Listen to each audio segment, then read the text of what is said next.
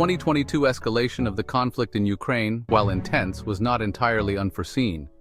The annexation of Crimea in 2014 and the simmering conflict in the Donbas region were ominous precursors.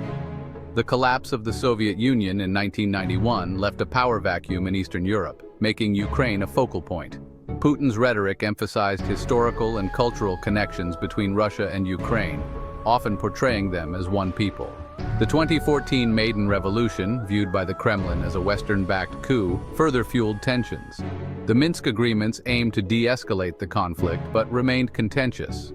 The buildup of Russian troops along the Ukrainian border in late 2021 signaled a significant escalation. The invasion in February 2022 marked a turning point, transforming a frozen conflict into a full-scale war. Understanding Putin's strategic goals in Ukraine requires analyzing historical, political, and security considerations. One key element is the perceived threat of NATO expansion eastward, a major security concern for Russia. Another factor is the desire to maintain Russia's sphere of influence in former Soviet republics. Preventing Ukraine from aligning with the West appears to be a central objective for the Kremlin. The concept of denazification is part of a broader narrative aimed at discrediting the Ukrainian government. Ukraine's transit pipelines are crucial for Russian gas exports to Europe, providing leverage in negotiations. Putin's strategy combines military force, information warfare, and economic pressure. The use of military force demonstrates Russia's resolve to achieve its objectives. Putin's actions in Ukraine can be viewed through the lens of Russia's historical relationship with its near abroad. The Kremlin has consistently sought to maintain influence in these countries using economic and political levers. The intervention in Georgia in 2008, where Russia supported separatists, can be seen as a precursor to events in Ukraine. In both cases, Russia justified its actions by claiming to protect Russian-speaking populations. The annexation of Crimea in 2014 marked a significant escalation of this policy. By annexing Ukrainian territory, Russia challenged the post-Soviet order and international norms. The historical narrative promoted by the Kremlin emphasizes Russia's role as a protector of its compatriots. This narrative provides a justification for Russia's interventionist policies.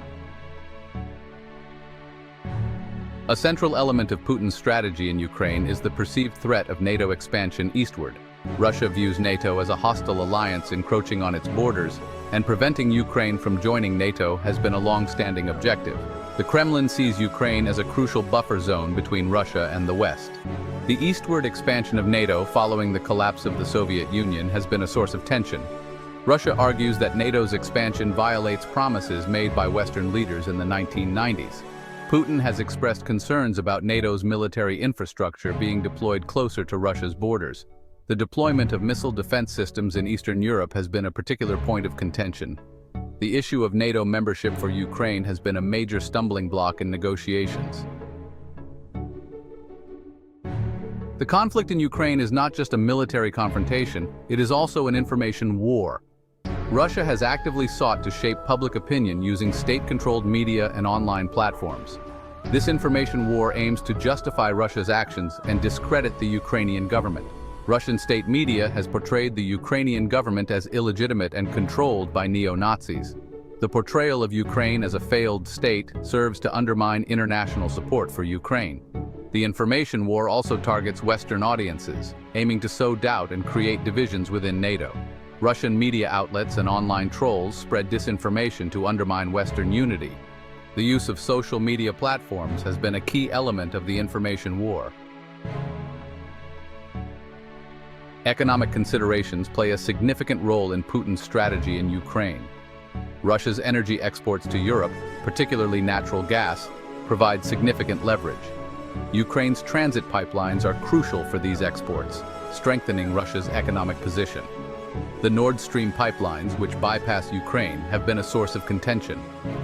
The conflict in Ukraine has disrupted global energy markets, leading to higher prices and uncertainty. Russia's decision to restrict gas supplies to Europe in response to sanctions has exacerbated the situation. Ukraine's agricultural sector is another important economic factor. The conflict has disrupted agricultural production and exports, contributing to global food insecurity. The conflict in Ukraine remains fluid and unpredictable, with a range of potential outcomes. A negotiated settlement remains elusive given the deep divisions between the two sides. The possibility of a protracted conflict with devastating consequences for Ukraine and the region cannot be ruled out. The outcome will have significant implications for the European security architecture. A Russian victory could embolden other revisionist powers and lead to further instability. A Ukrainian victory could strengthen the resolve of Western allies and reinforce international norms. The international community's response will play a crucial role in shaping the future of Europe. The conflict in Ukraine is a complex event with deep historical roots. Understanding Putin's motivations requires analyzing security concerns, historical narratives, economic interests, and the information war. The outcome will have profound implications for Europe and the international order. The conflict has exposed the limitations of international institutions and the fragility of peace in Europe. The information war has complicated the situation, making it difficult to discern truth from propaganda. The long-term consequences of the conflict are still unfolding, with lasting impacts on humanitarian, economic, and geopolitical fronts. The conflict raises fundamental questions about the future of European security and the role of international institutions.